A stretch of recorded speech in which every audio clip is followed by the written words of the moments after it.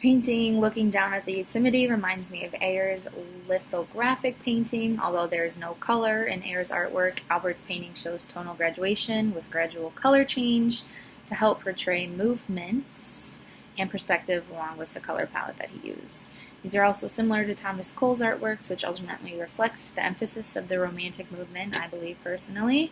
America was perceived to be close to the wild nature, and nature is national pride, which is a tangible definition of patriotism after years of being fearful of the wilderness, which I will keep emphasizing throughout this little video.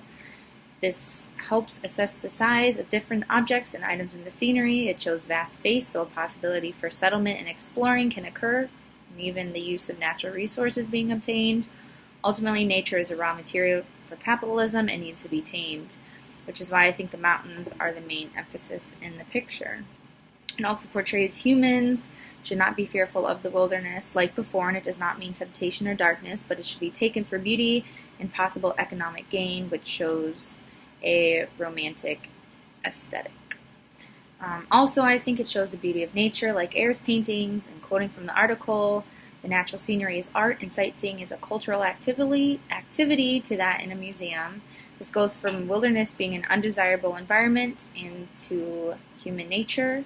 Civilization was defined against the primitive peoples of the wilderness, and it's where temptation lived, but then it ultimately switched to the wilderness being a novelty and even an extraordinary interest to people. Overall, I think it shows that the thought of nature and human relationships has changed over time, from fearful to sublime to beauty and quest for a new world development, aside from the obvious challenges that was faced.